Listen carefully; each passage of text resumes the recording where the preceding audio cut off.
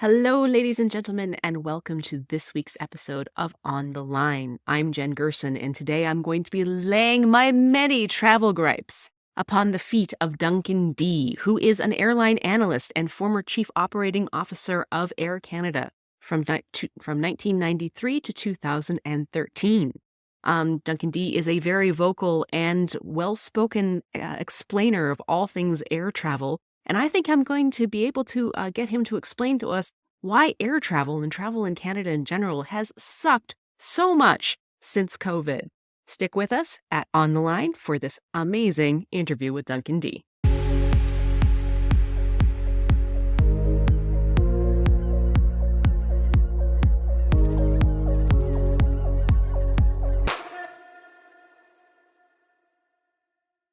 This message is brought to you by the Motion Picture Association of Canada. For decades, Ottawa controlled what is Canadian and what isn't when it comes to series and movies available to Canadians. The rules are out of date and costing Canadians opportunities. It's time for Ottawa to focus on helping Canadian film and TV workers and encourage efforts to showcase Canada. More opportunities for Canadians, more common sense. Your choice, not Ottawa's. Learn more at mpa-canada.org. I'm going to start this interview first and foremost by trauma dumping on you. There's a reason why I've become extremely fascinated by the state and resiliency of Canadian air travel, and that's because I've had a nightmare weekend. Now, not as bad as the people who were in the plane that flipped over on landing at Pearson Airport, but I do think that my experience comes a pretty close second, and if you will indulge me, I would like to talk about it for half a moment. Is that all right? Absolutely, yeah. Okay, this is the only time I'm ever going to get someone from anything resembling Air Canada to hear me out. So this is what I'm going to do. So I was in Boston. For people who were listening to the Line podcast, the last podcast we did, Matt and I did, I was in Boston at a wedding. I said I went to a wedding there before hostilities began between our two countries. So the travel was pre-booked. So I was in Boston for a wedding, and after the wedding was over, of course, we had to come home. It took me 40 hours to get from Boston back to Calgary. Now, they knew that there was a giant snowstorm coming in, and we were supposed to route through Pearson. They canceled our flights and rerouted us on Saturday to get ahead of the snowstorm. So instead of going through Pearson, we were sent through Denver. So, okay, cool, no problem. Sent through Denver. We are late out of the gate in Denver. Of course, we had it better than most of the other wedding guests because a bunch of the other wedding guests wound up like their 3 o'clock flights got pushed back to midnight, and then they were taxied out to the runway before the crew timed out. So then they had to be taxied back into the airport before they took their trains home. But at least they got home within 24 hours because we were late out of Boston because they had to take the plane through de-icing. Of course, nobody planned for that. We landed in Denver. But we only had an hour turnover between the two planes, so we had to run from A gate to B gate in Denver. And if you've been to Denver, that means you got to hit the train. My husband and I were seated separately because he was at the front of the plane and I was at the back of the plane. So I was like, "Husband, make your way to the gate. Don't you wait for me. We got kids waiting at home. One of us has got to make it home. You bolt." So I'm trapped in the back of the plane while he's bolting for the gate to Calgary. I'm like, "You Mark Carney this. Don't even stop." Anyway. So he hits the gate. He gets there just to see the plane pull out and leave. We go and start looking for, a way to book our flight because now we're reunited. We talk to 5 United gate agents. None of them will talk to us or rebook our flights. All of them say you have to go through our phone number or our app. We're on the app, but of course it's us and 100,000 other people rebooking our flights. So no one's picking up the line on the app. The number they gave us to call connected to nothing. I wound up finding the United customer service app phone number in Denver, got through, was on hold for more than an hour, was told, guess what? There's only one flight per day directly between Denver and Calgary. And guess what? It's totally full. The best they could do. So we managed to not find anything. So we finally just left the airport, came back up to ticketing to finally find an agent, like a real human being who would help us rebook. And the guy was like, best we can do is tomorrow night, leaving at 6 from Denver to Vancouver. And then Vancouver, you've got a 3-hour layover in Vancouver back to Calgary. So we were like, well, I guess we give up. My husband's ready to lose it. He's like, screw it. we're renting a car. I'm driving home, which is an 18-hour drive, but whatever, he likes to drive. So we managed to get into a bus that takes us on a half an hour tour of the airport to get us to the Enterprise rent-a-car. Bless the guys at the Enterprise rent-a-car. They were like, "What do you mean you want to take our car across the border? I don't think we can actually do that. Like, we're not allowed. You could take it to Montana, but that's as far as we can let you take it. Our computer system won't let you do it." So Alex and I are like, "Well, shoot, should we just drive to Calgary, drop one of us home, and then convoy the car back to Montana?" Like thinking maybe we could do something like that. Finally, it's like 10 o'clock at night. We're sitting there at the Enterprise rent-a-car unit, totally despondent. Avis will let us do it for $1,200, but at that point I say, "My husband, you be cray. This is insane. There's nothing we can do. We're stuck here for the day. We're just going to have to get a hotel." We get a hotel in downtown Denver. Denver's actually a very lovely city. Have a nice breakfast. We go check out the cathedral. We check out the botanical gardens. All the old ladies were very jealous of me because I had a husband who would go see the orchids with them. And then finally, like, the evening rolls around. We get back to the airport, and we have a 7-hour travel turnaround from there to go from Denver to Vancouver. Our flight out of Vancouver was, of course, delayed. And then, we landed in Calgary sometime around 2, 3 o'clock in the morning. My memory's a fog at this point. We managed to land 2 or 3 hours before my stepmother, who was taking care of the kids, has to leave to go on her flight, which, by the way, was also delayed, as she was flying back to Pearson. Now, her original flight was supposed to be the day before. She had to cancel it because we were late, but her flight got canceled. And then, of course, if it hadn't been canceled, she would have been in the air as the plane was crashing in Pearson, and she would have been diverted. So that was my 40-hour adventure, and I feel really just a little bit better that I was able to get it off my chest. So thank you for doing that for me, Mr. D. But I do have one serious question to ask you as a result of this experience, and that is air travel getting worse in this goddamn continent? Because it seems to me like it's getting worse. Like, that is a story that now seems not extraordinary. And even 5 or 6 years ago, that would have been considered an extremely anomalous type of story. Oh, and by the way, United wouldn't give us a hotel voucher because it was weather related. So we had to pay for our own hotel in Denver. Like, that level of crazy bad service and bad connections, bad luck, like, that would have been an extreme story a couple years ago. And now I feel like it's a pretty common story. So is it getting worse? It feels like it's getting worse. First of all, hopefully the lobster was good at the wedding. We murdered several lobsters, Yes. lobsters and more oysters than I can count. Absolutely. That's great to hear.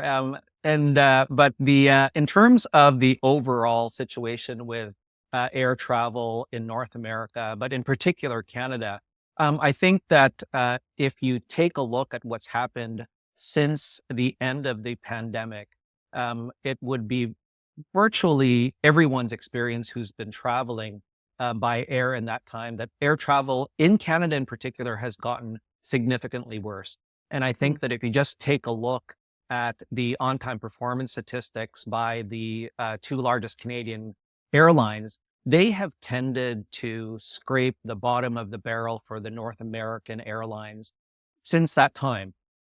Air Canada and WestJet were never at the top of the on-time performance charts for North America for very many reasons, top of which is the fact that both of their hubs are in difficult weather environments. But, setting all of that aside, if you take a look at what's happened since the pandemic, on-time performance, missed connections, flight cancellations, and delays have really been a challenge for Canada and Canadian air travelers. And there's many, many reasons for that. And the experience that you had getting back to Calgary from Boston is unfortunately has become much more typical than what we were used to before the pandemic. And it's not even just a winter weather situation. It's a year-round situation whenever something doesn't go perfectly as planned. We just don't seem to have the resilience and the ability to deal with the curveballs that are always thrown in the air transportation system. So it was interesting because while I was going through this, I was thinking a lot about air travel networks and hub and spoke systems. And it seems to me that in Canada, we have this problem through a lot of our systems, but the more efficient a system becomes, the less resilient it becomes. So you always want to try to maximize to efficiency in order to save money. Um, but the more you maximize to efficiency, the less fallback there is for any kind of failure, error, or mistake. Is that a fair way of describing the problem? I think it's definitely a fair way of describing the problem, but I think there are a few other underlying developments which have made the resiliency of our system, the ability to recover, the ability to protect travelers like you, going back from Boston to Calgary because of weather-related issues, much more challenging. And I think the pandemic had a little bit of a role in that, but also developments in the Canadian aviation sector have really had an impact on the resiliency and the ability to protect. And I'm sort of uh, saying that in a roundabout way because there's a very simple explanation for that. During since the pandemic, uh, when the pilot shortage and the difficulty in finding pilots emerged, particularly in Canada, one of the things that Canadian Airlines did was retire their smallest gauge aircraft. So, in the olden days, pre-pandemic, the smallest jet aircraft operated by Air Canada was a 50-seat Canadair regional jet. The smallest turboprop aircraft ranged from an 18-seat Beech 1900 to a 37-seat Dash 8 100, and even a Dash 8 300 with 50 seats. Now, the smallest gauge jet aircraft operated by Air Canada and operated by any network carrier in Canada is a 75-seat, 78-seat aircraft. So 50% larger than what they used to have. And that means that you need more people on the airplane in order to make it efficient to run, which means fewer routes. Is that right? Fewer frequencies. So, Fewer frequencies, yeah. when you're talking about only one flight a day between Denver and Calgary, when you take a look at Canadian markets, city pairs, we call them in the industry. So the number of travelers between two cities, whether it's a Canadian city and a US city or a Canadian city and another Canadian city, you've only got so many travelers per day going between those two cities, one in Canada and one in the US, or two in Canada. And because the Canadian markets are so small, when you've got such big, so aircraft with so much more seats to fill, you end up in a situation where there aren't that many frequencies. You don't have an Air Canada flight and a United flight serving Denver and Calgary on the same day. You've basically just, decided that between those two cities, there's only room for one aircraft with 78 seats or 100 seats a day. And so if you miss that one aircraft, you miss that one flight, your alternative falls into the next day, or it falls into a connection through another intermediate point like Vancouver. And so that's one development post-pandemic, which has really impacted the resiliency and the ability to protect what's happened in Canada since that time. But of course, that's bad. If something goes wrong, that's bad for the airline as well, because now us travelers who have missed the connection aren't just taking up 1 or 2 seats on the plane going to Calgary. We're taking up 4 seats on the plane going to. So it winds up pushing. I'm using myself as an example, but I want people to imagine this on a network scale, right? You wind up pushing the giant glog of displaced travelers further down the network to routes that are less and less able to handle that problem and are less and less resilient. Is that about right? That's absolutely right. And I mean, I think that when we go back to the pilot shortage that emerged from the pandemic, the air traffic controller shortage that emerged from the pandemic, what you ended up with is, because of these shortages, you really needed to, pay your pilots more. We've seen the labor agreements that have emerged throughout North America, where pilots have been very rightfully so receiving very significant pay bump. But when you've got these pilots receiving significant pay bumps and getting paid more, you need more seats to fill to be able to justify those higher wages, which means Right. those smaller gauge aircraft no longer make economic sense. So the trade-off there is fewer frequencies, um, and which results in fewer reprotection opportunities, lesser resiliency. And, so that's one element contributing to the challenges that you've seen when things go awry. And unfortunately, within the airline sector, within the aviation business, things go awry All the almost every time. day. Yeah, Exactly. there's always a weather pattern somewhere, right?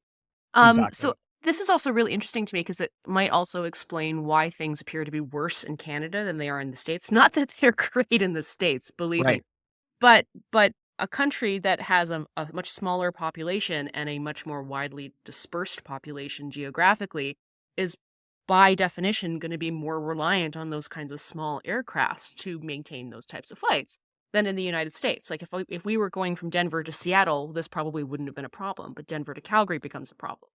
So is that all it is? It's just the reason why things are falling apart faster in Canada is just because we have a smaller population base that's more spread out? Yeah, I mean, I think that this is one sleeper issue which public policy makers in Canada have completely fallen asleep on. The fact that you retired your smallest gauge aircraft, that in a country laden with small markets, that has an impact on air service to many of the communities that you serve that we serve in the country. If you take a look at, what I was talking about earlier, the city pairs, the 2 points that are served by every flight, the Canadian city pairs, I think there are probably less than a dozen in the top 100 air city pairs in North America that involve a Canadian point. So, Mhm. there's only about a dozen in the top 100, and the rest of them fall by the wayside below that. And so you need smaller aircraft to be able to serve those markets with any frequency. So whereas in the past, you would have maybe 3 flights a day between, two smaller, two smaller markets in Canada, you now have maybe just one, maybe, two.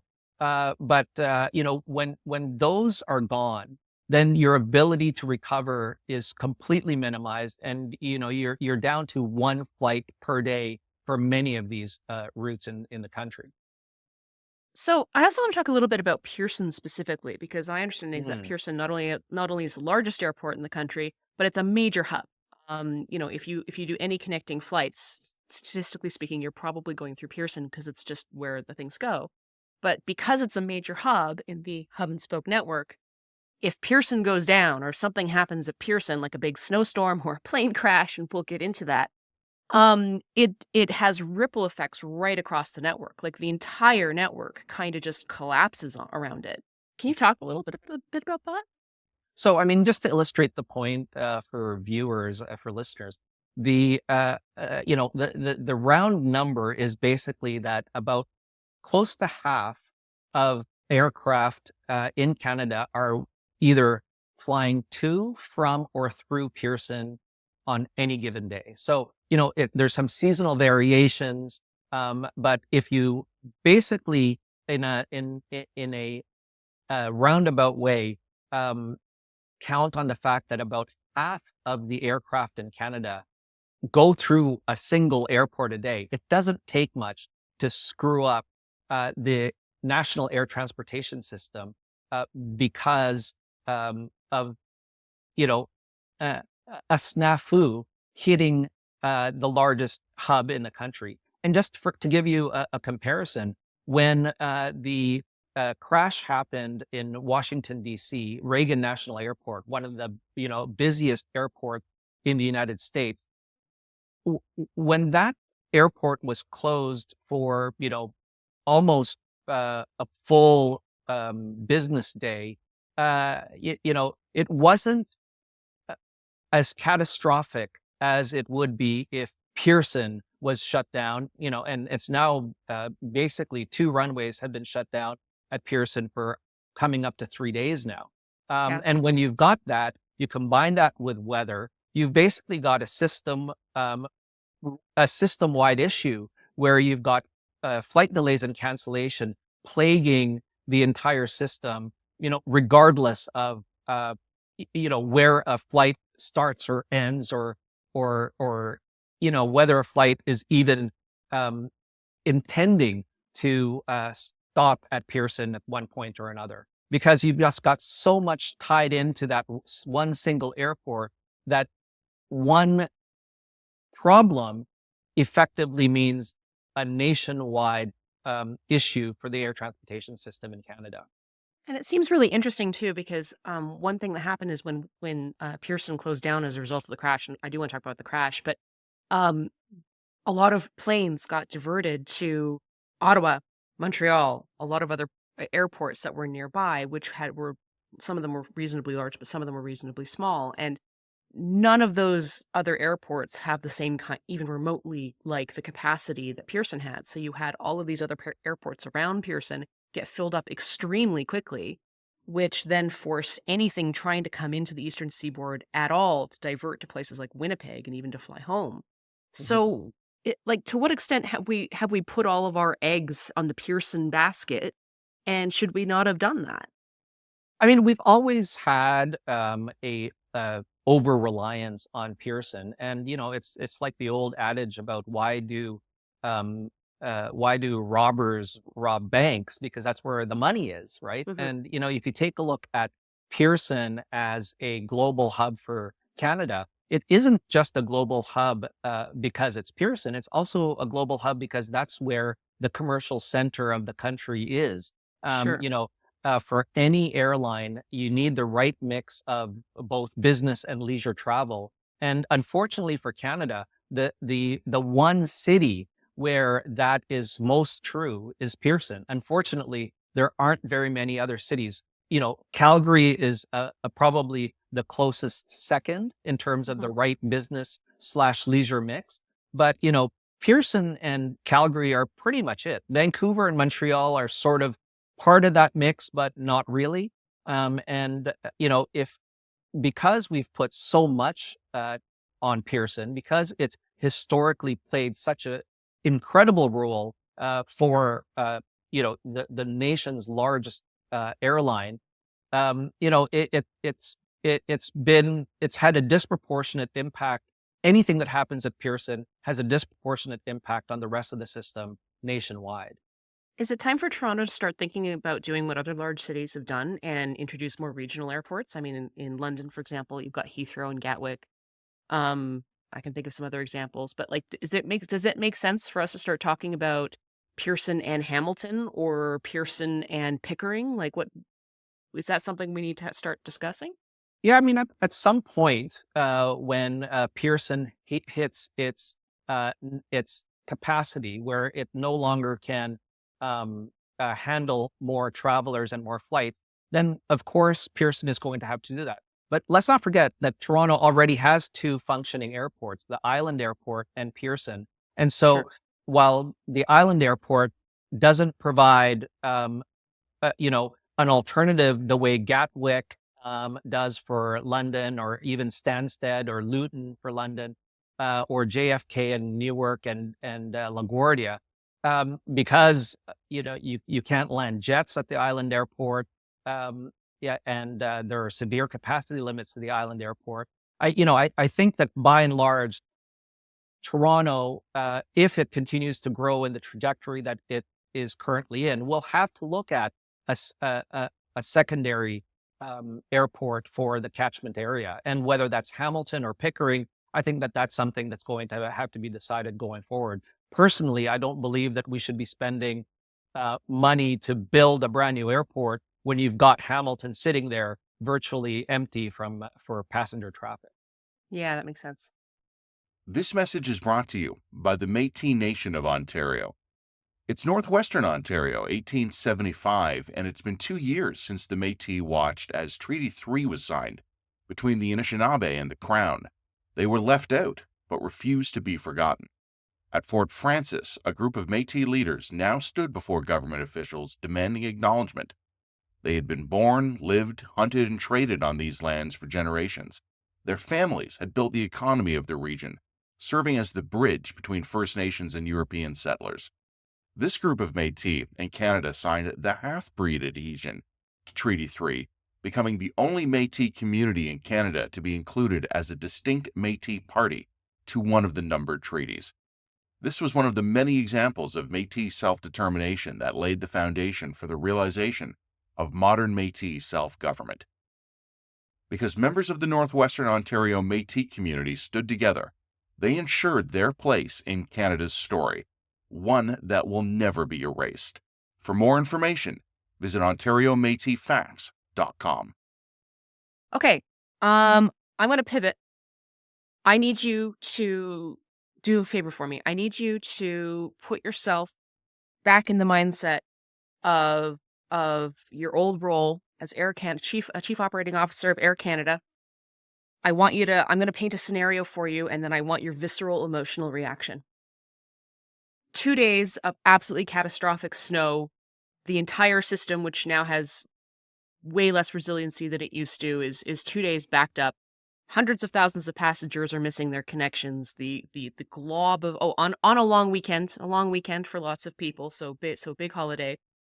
A glom of passengers is backed up through the system and trying to find their way out. And just as you think you can start to see the light of the tunnel, just as you imagine that the end might be nigh, you hear that there's been a crash at Pearson. Nobody's dead, thank God, but full ground stop. Pearson's got to come to a close for several hours, and probably at least 1 and maybe 2 runways will be out of commission for days. Please take me through your emotional state in that moment. Look, if I was still a CEO of Air Canada, I probably would have just crawled back into bed and, hope that I could stay in bed until things got back to normal, because that would have been the nightmare scenario that, any operating executive at an airline, it has nightmares about. And I think that what happened at Pearson, combining the snowstorms with this Delta incident at Pearson, was the perfect storm. Yeah. You ended up in a situation where your ability to recover was it was impossible. And so I think at that point, the only thing an airline can basically do is just be completely upfront and honest with travelers, because there's just nowhere to put people. Right. There is just an inability at some point to create more seats to be able to handle the type of travelers that you're talking about. Long weekend travelers, folks who have plans related to that particular timetable. So, they're not looking to, be a day late for a cruise, or they don't have an extra day off work that they can, suddenly pivot towards. This is basically a point where airlines, whether that's a Canadian airline or any other airline serving Pearson, is going to have to just be upfront with travelers that there's very little that can be done to salvage their travel plans for that particular time period. Just because, there's just, you can't invent more seats that don't exist. Right. Now, one of the things that I found really interesting during the sorry, we're getting some emergency sounds in the background here. One of the things that I found very interesting, because of course I was in the airport watching this plane happen, the Denver airport, thank goodness, and my husband was very helpful. After we knew what plane had crashed, he very helpfully informed me that that was the same plane that we were going to be taking out of Denver, just as a point of trivia that he thought I might be curious about. And I'm like, thanks, sweetie. You really didn't need to inform me of that particular fact, but I appreciate the way your brain runs, and you couldn't avoid it. So firstly, is there a sense that we know what happened there? Like what went wrong? Look, I think at this point, anybody who is giving you an answer to that question would be speculating. Okay. And at this point in time, what we have seen in terms of the video footage that has emerged is has created more questions than answers. A lot of people are now speculating that It could have been human error, pilot error. It could have been a mechanical issue. So, those are the elements which only the investigators are going to be able to provide some real answers to, because this is going to be a very, very complex investigation that they're going to have to undertake. Given the fact that the what has emerged, from the fire chief at Pearson Airport was that the runway was dry, and he has also even gone as far as saying that there was no issue with wind shear, which was one of the things which has been widely reported. And when I checked the weather forecast for that particular day, the forecast called for 35 35 mile per hour winds at Pearson Airport. So, when you've got wind gusts like that, I'm surprised the fire chief has already come out and ruled out the wind as a potential issue. But having said that, I mean, I think that you've got a very, very complex investigation that is now underway. And I think it wouldn't be helpful to for me to go out there and start speculating as what it could have been. I think that there's just so much out there in terms of information that needs to be, brought together and analyzed before we can actually say what happened. There's the black box, which, has all the data from the flight. There's the cockpit voice recorders where the investigators are going to be able to hear exactly the communications between the air traffic controllers and the pilots. So, we'll have to just wait and see as to what the reason behind that incident will be. Can I also just be honest? Is that I mean, again, I was following all of this from a literal airport, trying to figure out how the situation in Pearson was going to affect me. Of course, I was over in the West Coast, so I was in a slightly different sort of regional network hub. But I was kind of amazed by the kind and type and lack of communication that came out from Pearson. I mean, I watched the CEO of Pearson, whose name eludes me at the moment. My apologies. She gives this really anodyne, very corporate statement, and then takes no questions, walks Right, off. right. Right? And, like, I was looking at the Pearson Airport, and it's like, it's one sort of, again, highly corporate, highly anodyne blurb about, "We're having technical difficulties on our runway." Like, y it's just, yeah, it's the tone of the communication is overly sterile. Um, and then at the same time, just the lack of openness to questions, challenges in any meaningful way. I mean, I can only imagine how I mean, we in Canada are used to this. This is just how officialdom talks to us now, in all areas of life. But I was kind of amazed that a lot of the American reporters are putting up with that because if there was a crash at an airport, in an American airport, like that CEO would have been mobbed on the way out. Like there was no way that person would have been able to escape without answering a question.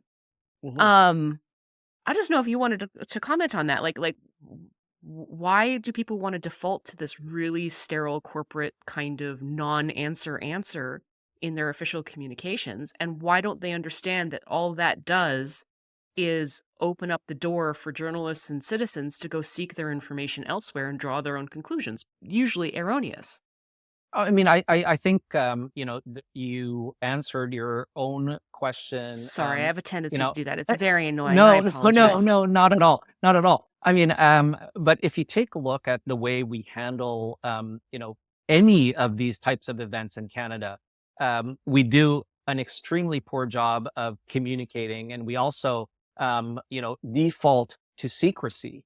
Yeah, If you take a look at yeah. what happened with the Delta incident at Pearson and the American Airlines incident at Washington National, the communications the contrast in the communication style So intense. was so significant, and Yeah. and it wasn't just the airport authorities; it was also the local law enforcement authorities, the first responders, and the Yeah. National If you're it, Transportation Safety Board. and this is and let me tell you, as a journalist, this is across the board. Like there's a fundamental difference about the way that Americans in official positions communicate versus Canadian ones. And in Right, Canada, it is just the culture of just even if nobody's done anything wrong, the right. culture of clamming up and secrecy is it's dialed to 11. And I think a huge part of the reason why people are losing trust in institutions is because of this culture of secrecy that we have established. We know better. We're the experts. Just take the information we give you and be at peace with it. And it's just, I think it's really corrosive. And I think it's something that is fundamentally damaging our civic infrastructure, our sort of our civic society. And it's just something I saw on full display from Pearson, this overly cautious, like, it would have been infinitely better to just go right out there and say, look, we're borked. There's not much we can do about it. Your travel plans are probably going to be canceled. I'm really sorry. And here, I'll take whatever questions I can take. And even if I don't know the answer, I'll just tell you I don't know the answer right now. Like, just be real with it. And it's like people are just so overly media trained that they're terrible at dealing with the media. I mean, but I think, in addition to just the corporate speak that we heard, in the commentary following this Delta Airlines incident, it's also the defensiveness and the Yeah. self-congratulation, like, I mean, Yes. it was like, Yeah. our first responders were performed in a textbook manner. And, it was just like this, they're trying to get out ahead of the story by saying how great they were, as opposed Everybody was to so great except for the part where the plane flipped plane upside flipped down. over. That Exactly. was maybe not ideal. Other Right. than that, it was just and hey, look, the passengers got there on time, which is more than could be said for me. Right.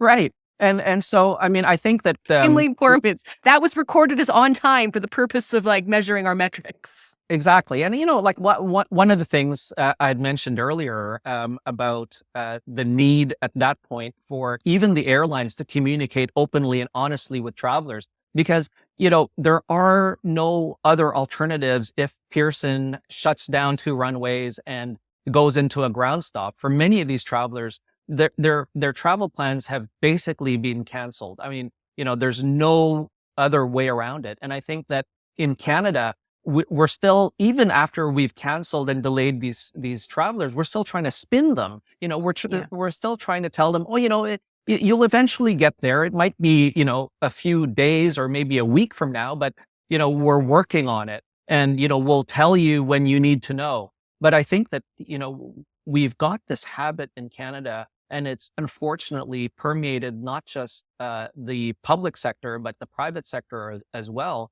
where the default is secrecy and Yeah. defensiveness and self-congratulation, which I think that, I'm very, very surprised that US journalists have put up with it at Pearson, given I the fact that it it's was a Delta it's flight. well, and they're normalized to a totally different information culture, right? So, like, I was kind of hoping that some of our American colleagues were just gonna go completely rabid, and I'm really welcoming that opportunity if they do, because that would be great. Um, the last thing I wanted to talk about before I free you, is the other big information news, or sorry, transportation news that came out this week was plans announced by the federal government to move forward with a high-speed rail corridor between, I believe, Toronto and Montreal.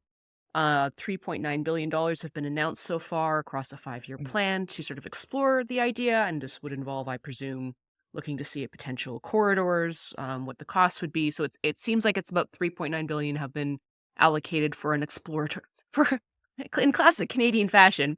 Money has been allocated to explore the possibility of doing something. Um, Yeah. Now, on one hand, I mean, I'm regarding this with a high degree of cynicism. This strikes me as like a last-ditch legacy project by a prime minister after he's announced his resignation. I mean, I realize that plans for this had been in the works for some time prior to his resignation, but if the Liberals were really serious about a high-speed rail corridor, probably wouldn't have waited 9 years into their tenure to announce it. And the reason why I'm also skeptical about it is that every time high speed rail gets discussed or any kind of new rail corridor gets discussed in Canada, it usually gets killed on any kind of minute discussion on the economics. The truth is, there are very few places in the country that have the population density high enough to support rail, much less high speed rail. High speed rail is very expensive. Any kind of tickets would need to be heavily subsidized. You're opening up a conversation about, boondoggles, overspending, and subsidies. We all know that this will become a cash cow for Bombardier and SNC, SNC Lavalin. So the whole thing becomes mired in controversy about, is this actually a rail corridor for the good of the country, or are you just supplying jobs and kickbacks to your buddies? Um, all of this will happen. I've accepted it. And then usually the idea will either be diluted to the point of it not being its original plan. It will be nitpicked economically to the point where what actually gets announced is a shadow of its former shell. And what actually gets put in place will be kind of mediocre and pathetic, because that's the Canadian way. But we're still at the optimistic side of this conversation, where before everything's gone totally pear-shaped. And I have to admit that when Trudeau announced this high-speed rail program, I wasn't responding logically. I was responding emotively when I said, "Good Lord, thank God, could we just build a goddamn thing in this country? Anything. I actually even don't entirely care if it's a giant scandal-ridden boondoggle. I just want to build something." Right. Oh, and one thing that, as we're talking about the nightmare of air travel, I mean, we didn't even get into climate change when we're discussing this, but it seems to me like it's been very, very hard to improve air travel by increasing competition in this country. Maybe we can get into why that is, but in a more competitive nation, maybe there would have been another airline who could have taken up those smaller jets and taken up those smaller routes. But it seems to me like that's just impossible because Canada is three oligopolies in a trench coat. So if we can't do that, maybe we can add resiliency to our transportation networks by increasing spending and investment on rail networks, alternative rail networks that provide real alternatives to people for flying. Right now, Via Rail isn't reliable enough or fast enough to do that, which is, again, a whole other conversation. But even if we were to say be able to get from Toronto to Montreal in 3 hours, or turn that into like a reasonably at least dedicated commuter rail or high-speed rail corridor, people would have another option. And I'll be honest with you, I don't love flying. I think flying is a bit of a nightmare. And, the process of getting to the airport, going through security, standing in lines in order just to sit in cramped little seats, it sucks. So I would take a 3-hour train trip over a 1-hour plane flight 1,000 times out of 1,000. I would much rather walk onto a train, sit in a nice comfy seat, be on that train for 3 hours, and then walk off, than to go through the 3-hour process of getting to and through an airport, sitting on a plane for an hour, and then the 3-hour process of getting to my destination. That's actually a better economy of time, plus a much more comfortable trip for me. Am I totally out to lunch on that? Like, does it would it force the airlines to be better and more responsive and efficient if there were actual real train routes that could effectively compete with some of their most popular and economic lines? I mean, look, I think that if we take a look at high-speed rail and the way it's being launched in Canada, it's being launched in a very peculiar way. The fact that the Prime Minister himself launched it 3 weeks or so before he loses his job, I think adds to the lack of seriousness that we have treated this issue in the country. Can Canada sustain high-speed rail? I mean, I think that Montreal, the traffic between Montreal and Toronto certainly can. But, when you start talking about Quebec City and Trois-Rivières and Ottawa, it starts to look more political than a transportation project that, should be taken seriously. The second point I want to make in terms of the role of high-speed rail potentially in Canada is intermodality. If you take a look at successful high-speed rail systems in Europe, for example, airlines actually work with their high-speed rail networks to improve their connectivity to markets that either they don't serve or they don't serve with the degree of frequency that they want to. So, in the case of Canada, it doesn't even just result in a greater resiliency. So the ability to potentially reprotect travelers in the event of a snafu that would affect the air transportation system. It provides for an opportunity for cooperation between an airline and the rail operator. And, it should be no surprise then that Air Canada is one of the proponents of the high-speed rail project that the Prime Minister announced. Now, is that going to go anywhere? Is that going to actually result in a high-speed train barreling between Montreal and Toronto? I mean, I think Narrator says probably not. probably not. Exactly. And, That would require a country that was far more ambitious and efficient than we are. yeah, and like the fact that they've put in the $3.9 billion so that they can decide what to do, so Exactly. they've decided on high speed rail, but here's $3.9 billion so you can actually, design a high speed Design it. rail system. The only thing that would make it better is if it was a former Supreme Court justice overseeing the plan to see if we could design a high-speed rail system. That would be perfect. That would be chef's kiss. Right. I mean, like I think after having spent probably about 3 decades on again, off again, looking at high speed rail, what's another $3.9 billion so they can look at other, high speed rail options that they're going to potentially study, that they're going to potentially design that will result in high speed rail in the Toronto Montreal corridor at some point in the future. But, at this point in time, it's hard to take this project particularly seriously, given the way it was rolled out. Who rolled it out? I mean, the Prime Minister is a lame duck Prime Minister. The Transport Minister is a lame duck Transport Minister. Who knows what's going to happen in 3 weeks' time with a new Prime Minister and a new Transport Minister, whether this is going to continue to be a priority.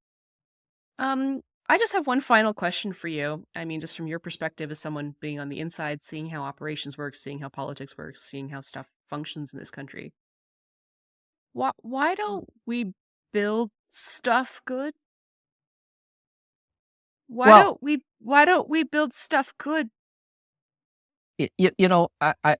As somebody who has traveled through the airport redevelopment at LaGuardia in New York, which was really one of the worst airports in North America until it was redeveloped recently, it it boggles the mind that in Canada we can't seem to get things done and we can't seem to get things right.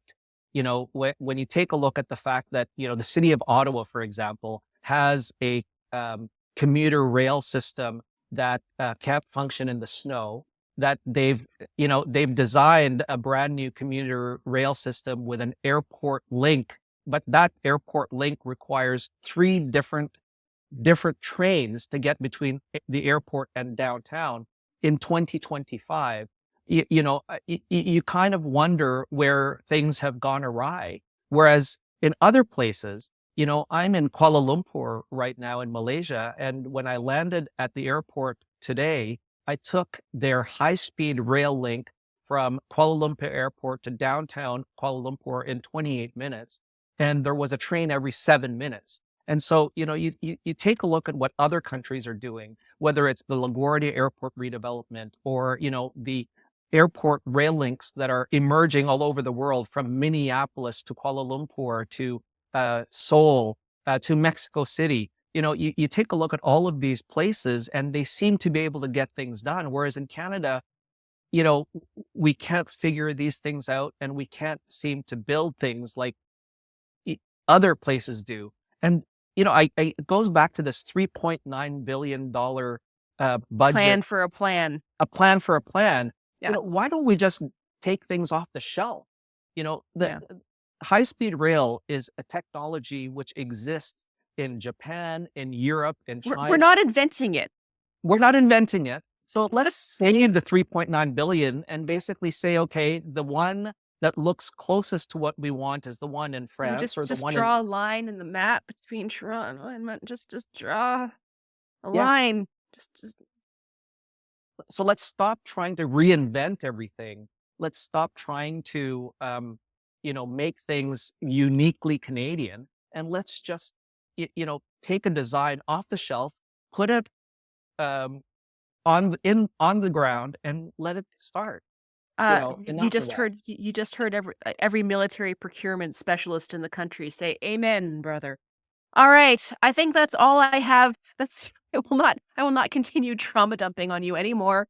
That was Duncan Dee. Thank you so much for joining us on the line. We really, really do appreciate it, and I know, especially considering I know you're traveling yourself, probably much more efficiently and smoothly than anyone here in North America has done, and also better weather. But thank you very much for joining us On the Line, and we would love to see you again soon. Cheers and best of luck in your own travels. Thanks, Jen.